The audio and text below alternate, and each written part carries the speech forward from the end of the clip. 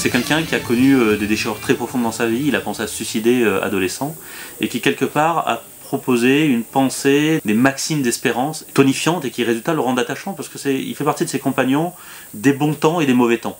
Et il y a chez Maurras en plus quelque chose de l'ordre de l'espérance que je trouve merveilleux. Lorsque Maurras apprend la mort d'Henri Lagrange, il appartenait à la jeune élite de l'Action française, fondateur du Cercle Proudhon, Maurras tape d'un poing sur la table en disant « on ne meurt pas ». Et il y a chez Maurras cet aspect-là qui me touche toujours. Sur une véritable amitié pour le personnage de Maurras, sur cet homme sourd et en même temps séducteur, très drôle. On a ce texte qui s'appelle Tragicomédie de ma surdité où Maurras parle du fait qu'il est sourd et qui en fait est extrêmement drôle à lire.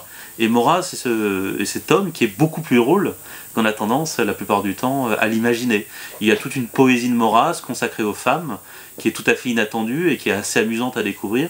Maurras est un homme qui aimait inviter ses amis pour aller manger de la poutargue. Ce Maurras-là est un Maurras beaucoup plus humain, sympathique, proche de nous au fond, que simplement le Maurras, grand écrivain des éditos d'Action française.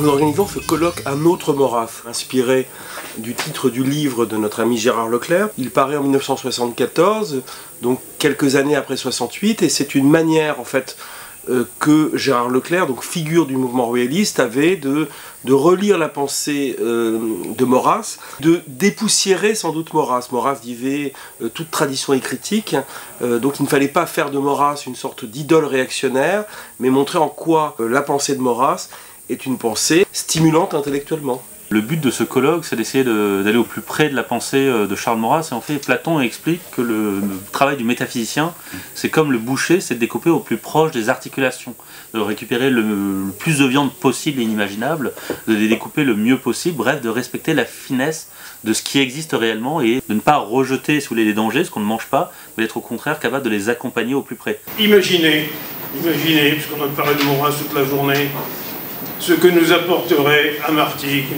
l'existence d'un musée ouvert au public, d'un musée reconnu comme maison d'écrivains au sein du réseau des maisons d'écrivains, comme il y a une maison Charles Péguy, ou comme il y a des maisons Victor Hugo, etc. Imaginez ce que ça pourrait être pour nous. Imaginez les expositions qu'on pourrait y tenir, les conférences qu'on pourrait y donner, l'animation permanente, il pourrait y avoir bien. L'association, elle se bat pour ça, pour qu'on réussisse à sauver la maison de Martigues et à accomplir les dernières volontés de Maurras, en faire un musée ouvert au public. Arriver à séduire, pour arriver à intéresser, pour amener au moins, sinon à la sympathie pro-maurassienne, mais du moins que disparaissent tous les a priori, tous les préjugés. L'anthropologie maurassienne, la vision maurassienne de la société, me semble toujours actuelle dans le sens où elle répond à la volonté de décomposition et du fait que le libéralisme politique et anthropologique actuellement régnant considère l'homme comme une monade, comme une sorte d'atome qui se promène comme ça, alors que Maurras est un penseur de la communauté, de l'enracinement, de la limite. C'est un grand personnage. Je peux vous dire plein de choses sur Charles Maurras, pourquoi je lui en veux. Et la première chose, c'est d'avoir raté son coup, de ne pas avoir rétabli la monarchie. Il y a une production intellectuelle qui est extraordinaire, et il a défendu des positions qui allaient contre ses intérêts, enfin contre toute possibilité de mensuétude du jury, par bravade. Et c'était quasiment suicidaire. Un homme âgé, isolé dans sa surdité, au milieu d'un environnement qui ne le poussait pas spécialement à changer d'avis, à s'analyser lui-même. Ça l'a fortement desservi. S'il y a un reproche qu'on peut lui faire, c'est d'être resté à Lyon et de ne pas avoir rejoint l'Algérie au moment de l'occupation de la zone sud. Je ne suis pas du tout maurassien parce que je suis royaliste. Je ne refuse pas que Maurras, comme d'autres d'ailleurs, d'autres écrivains, ont pu porter un regard intelligent sur le royalisme. Et en même temps, ils l'ont enfermé. Je ne suis pas pétiniste, d'où tout mon travail pour montrer l'engagement, et ils furent nombreux, des royalistes, ceux d'Action française, mais aussi ceux qui n'ont jamais été d'Action française, dans la résistance, parce que les royalistes se sont battus pour la libération du pays.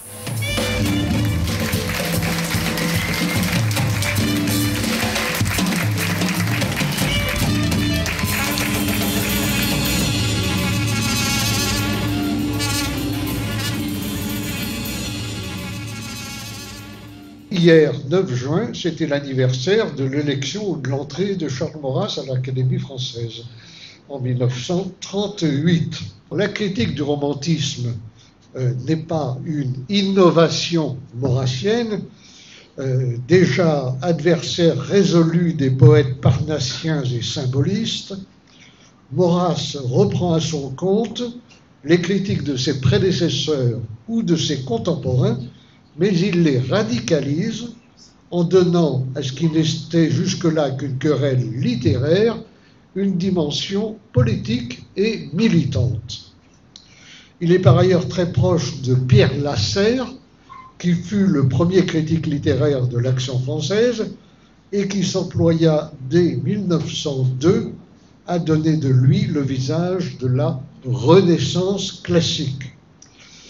L'opposition de Maurras dans ce domaine s'exprime d'abord dans de nombreux articles, mais aussi dans des livres comme 3 idées politiques en 1898, Antinéa en 1901, Les amants de Venise en 1902, L'avenir de l'intelligence en 1905, Athènes antique en 1918, Romantisme et révolution en 1922, le romantisme féminin en 1926, un débat sur le romantisme en 1928. Vous voyez par cette simple énumération que c'est une préoccupation constante chez Maurras.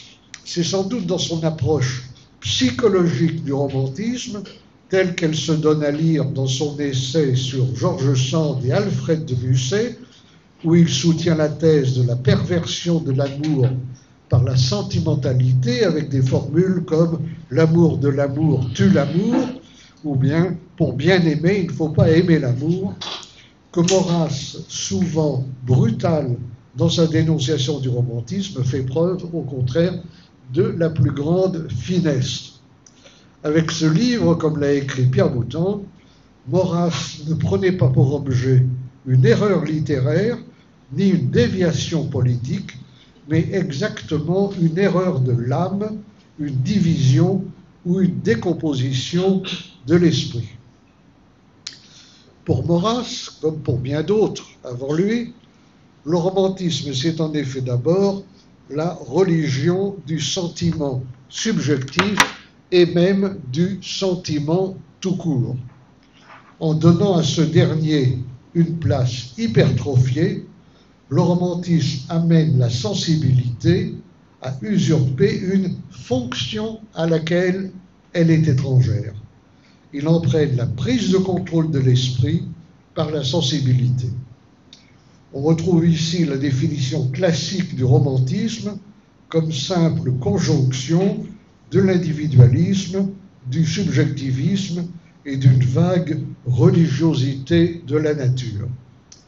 Maurras ajoute que le romantisme trahit par là son caractère féminin, allant jusqu'à soutenir qu'un homme qui adhère au romantisme change de sexe en quelque sorte. Remarque prémonitoire.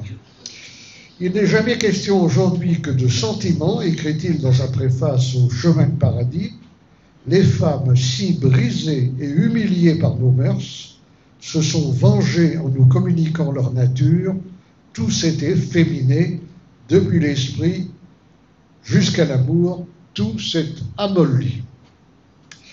Quand il s'en prend au romantisme féminin, Maurras sait très bien ce que peut contenir de redondance pareil syntagme. Si le romantisme est déjà féminin en son essence, le romantisme féminin en est nécessairement une sorte de concentré. Cette approche psychologisante du romantisme conduit vite à une approche clinique où le romantisme est d'emblée posé comme une pathologie. En fin de compte, les romantiques ne sont que des malades à la sensibilité égotique exacerbée. C'est en cela que Rousseau représente à lui seul le romantisme intégral, comme le disait Pierre Lasserre. Rien dans le romantisme qui ne soit de Rousseau, rien dans Rousseau qui ne soit romantique. Pour Maurras également, Rousseau illustre à la perfection un romantisme considéré comme l'insurrection de la sensibilité individuelle contre les lois de la raison et la vérité objective de l'ordre naturel, qui se définit moins par l'intensité des sentiments que par la dissociation pathologique et sentimentale de la hiérarchie normale des facultés humaines. Bref, le romantisme, pour Maurras, je le cite, c'est l'insurrection de l'individu sensible contre les lois de la raison, l'apothéose du désordre intérieur, donc l'héritage direct de Rousseau. Jean-Jacques Rousseau ne serait qu'un de ces fameux lins que dénonçait Proudhon. Mais Maurras ne se borne pas à dénoncer le sentimentalisme des romantiques ou à poser le romantisme comme le contraire du classicisme, terme qu'il emploie d'ailleurs assez peu, préférant parler de classicité ou de tradition classique. Il s'emploie aussi à donner à cette opposition un ancrage historique et géographique. Comme chez Pierre Lasserre ou Louis Reynaud, le romantisme est pour lui germanique en son essence, ce qui lui interdit d'incarner les plus hauts idéaux de l'humanité. Si les romantiques sont étrangers à l'esprit français ou à la tradition française, comme il le dit, c'est qu'ils ont fait l'heure des valeurs barbares venues de l'autre côté du Rhin. Ce sont, dit-il, de mauvais Français. Maurras, on le sait, en tient pour la filiation des 3 R, réforme, romantisme, révolution. Ces 3 mouvements, à ses yeux, n'en font qu'un. Au cours de ce siècle, écrit-il, la démocratie d'une part, le protestantisme libéral de l'autre et le romantisme du troisième côté dégradèrent les 3 caractères fondamentaux de la civilisation en Europe, l'esprit classique, le sentiment catholique et la monarchie. Ici, il faut bien le dire, Maurras ne fait pas dans le détail l'opposition entre romantique et anti-romantique, n'a jamais atteint en Allemagne le degré d'intensité qu'elle a pu avoir en France, et que le schéma linéaire d'une Allemagne romantique totalement opposée à une Allemagne classique est lui aussi erroné. La même absence de sens des nuances se constate quand il assimile le romantisme à la Révolution. Ceux des romantiques allemands qui avaient d'abord été favorables ou séduits par la Révolution française s'en sont en fait rapidement détournés. C'est le cas par exemple de Büchner, de Hölderlin, de Heinrich von Kleist ou du jeune Schlegel. Quant à l'influence de Rousseau, elle n'a pas du tout été celle que décrit Maurras. Ce que Rousseau a le plus influencé en Allemagne, ce n'est pas du tout une pensée révolutionnaire, entre guillemets, ou héritière des Lumières, mais au contraire, une pensée qui a trouvé chez lui des motifs de s'opposer aux philosophes des Lumières. Le romantisme en Allemagne s'est en fait mis le plus souvent au service du nationalisme ou du conservatisme, en même temps qu'il s'est affirmé de façon fort peu féminine comme un formidable réservoir d'énergie. L'expression est de Dominique Wenner. Pour Maurras, le sentiment exalté par le romantisme dérive inéluctablement vers l'individualisme. Or, en Allemagne, le trait dominant du romantisme politique n'est pas l'individualisme, mais au contraire l'organicisme. Ce dont les romantiques font le plus grand cas, c'est de l'âme collective, de l'esprit du peuple, le fameux Volksgeist. Avec Friedrich Schlegel, Novalis, Franz von Baader ou Zacharias Werner, avec le cercle théologique constitué au début du XIXe siècle autour de Clemens Maria Hofbauer, de Joseph Goeres et de Karl von Vogelsang, chez ce qu'on appelle les jeunes conservateurs, les Jung Conservative, le grand partisan du romantisme est le Viennois Ottmar Spann, qui publie en 1921 un livre intitulé Die wahre Stadt, c'est-à-dire l'État vrai. Le premier livre de lui, qui a été traduit et publié en France à l'initiative de l'un de ses amis, Pierre Lynn, qui était traducteur de l'allemand et par ailleurs banquier, et de Jacques Maritain, avec lequel il était à ce moment-là en relation. Maritain dirigeait une collection aux éditions Valois et a fait paraître ce livre de Schmitt dans une traduction, il faut bien le dire d'ailleurs, assez médiocre. Et le livre n'a pas eu beaucoup d'audience. Alors, que dit Schmitt dans son livre sur et contre le romantisme? Pour développer son argumentation, Schmitt rompt avec l'approche conservatrice du romantisme pour se situer dans la filiation de Hegel. Il s'inspire par ailleurs ouvertement d'auteurs français, notamment des auteurs contre-révolutionnaires, à propos desquels il écrit « Il voyait dans le romantisme la conséquence de cette dissolution inaugurée par la Réforme qui mène au XVIIIe siècle à la Révolution française et que parachève au XIXe siècle le romantisme et l'anarchie.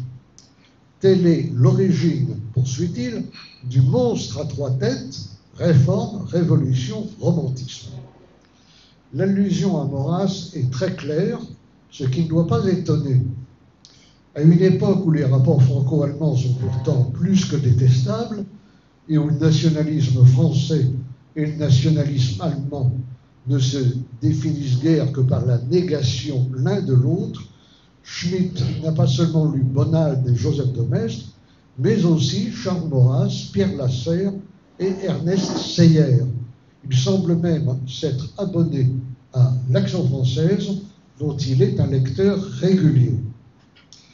Schmitt part de l'idée qu'il est vain de définir le romantisme par son objet ou son contenu, qui est par trop protéiforme, et qu'il faut plutôt s'intéresser au sujet romantique lui-même, c'est-à-dire à sa relation spécifique au monde. Prenons l'exemple d'Adam Müller et de Friedrich Schlegel, il affirme que le romantisme s'enracine dans une exaltation inconsidérée du moi. Tout individualisme est romantique dans son essence, dit-il, comme Maurras est tout à fait le contraire de Spann. Dans une subjectivité sans borne, héritée de la philosophie rousseauiste de la nature et de la notion de moi chez Fichte, qui pousse à substituer au monde fini des réalités concrètes, le monde infini des possibilités abstraites. D'où les rêveries esthétisantes des romantiques sur un Moyen-Âge idéalisé, qui n'est, dit-il, qu'une belle fantaisie poétique. Romantisme égale individualisme, moi, etc. Mais l'analyse de Schmitt s'avance aussi sur un autre terrain qui n'est pas celui de Maurras. C'est l'idée que le romantisme est impolitique, pour reprendre une expression de Julien Freud. Il ne comprend pas ce qu'est la politique, il s'enthousiasme en suivant ses sentiments dans une occasion ou une autre. Alors, Carl Schmitt résume son analyse dans cette définition canonique du romantisme comme occasionnalisme subjectivé. Formule un peu compliquée, qu'est-ce que ça veut dire? La définition de l'attitude romantique, écrit-il, se détermine le plus clairement par le concept assez particulier de l'occasio. L'occasio nie le changement de causa, c'est-à-dire la soumission à une causalité objective et calculable, et par extension, la soumission à une norme. C'est un concept dissolvant, car l'occasionnel est incompatible avec tout ce qui donne conséquence et ordre à la vie et au devenir. J'ai donc proposé, conclut-il, la formule suivante: le romantisme est un occasionnalisme subjectivé, ce qui signifie que dans le romantisme, le sujet romantique traite le monde comme un prétexte ou une occasion de sa production romantique. Alors, je l'indiquais à l'instant, on voit tout de suite que la critique de Schmitt rejoint sur un certain nombre de points celle de Maurras. Tel est le cas lorsqu'il affirme que le romantisme est essentiellement un subjectivisme et qu'il existe un lien direct entre romantisme et libéralisme. Sur d'autres points, en revanche, les positions de Schmitt diffèrent profondément de celles de Maurras. D'abord, on le sait, le catholique rhénan n'est en aucune façon monarchiste.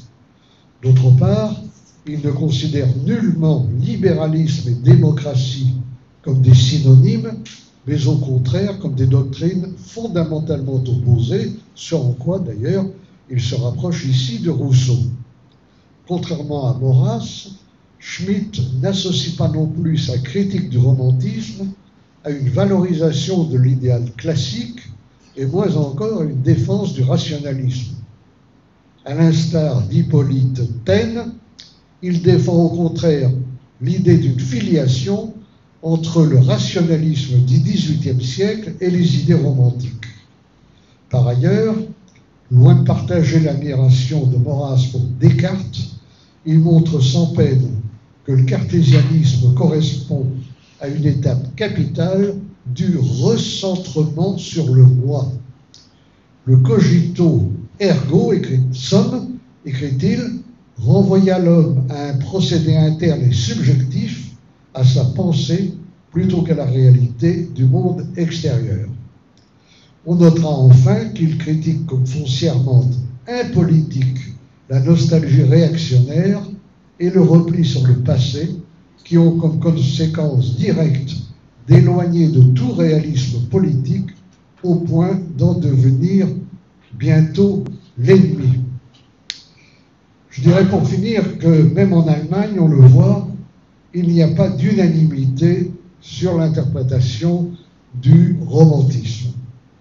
Dans les années 30, Maurras verra tout naturellement en Hitler le dernier avatar en date du romantisme, en même temps qu'un émule de Rousseau. Et pourtant, c'est le très anti-romantique Carl Schmitt qui se ralliera en 1933 au régime nazi, et c'est le très pro-romantique Ottmar Spann qui se verra proscrit par le Troisième Reich. L'antiromantisme de Charles Maurras soulève en effet bien des interrogations, l'une d'elles, relevée par de nombreux auteurs, est d'ordre psychologique.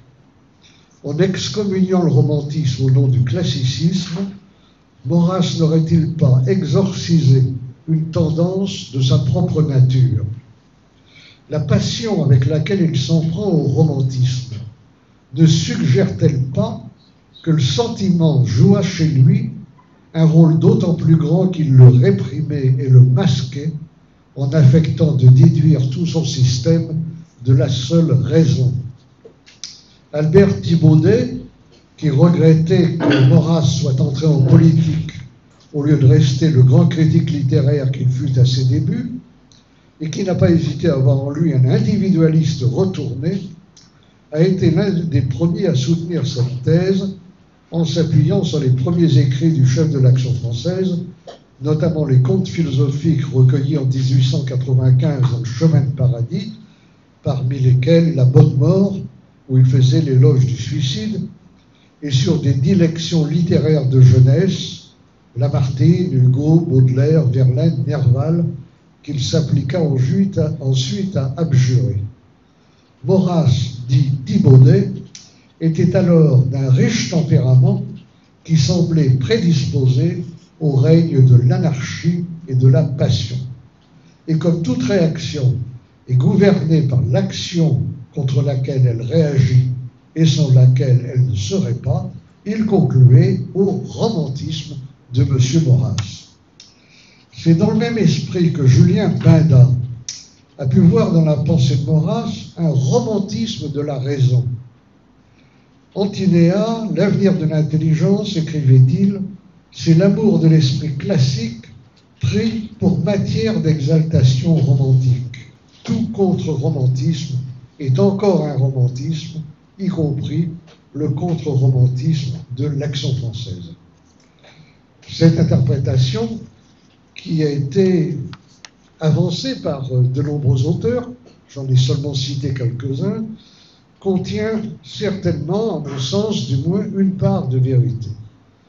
Le fait est que la virulence dont Maurras a fait preuve à l'encontre du romantisme paraît elle-même souvent d'une facture fort peu classique. Maurras, au demeurant, n'a jamais nié qu'il connut dans son adolescence une crise de baudelarisme effréné, disait-il, qui semble confirmer que sa réaction au romantisme trouve son origine dans un élan romantique initial, mais bien entendu, la psychologie n'explique pas tout. Je vous remercie.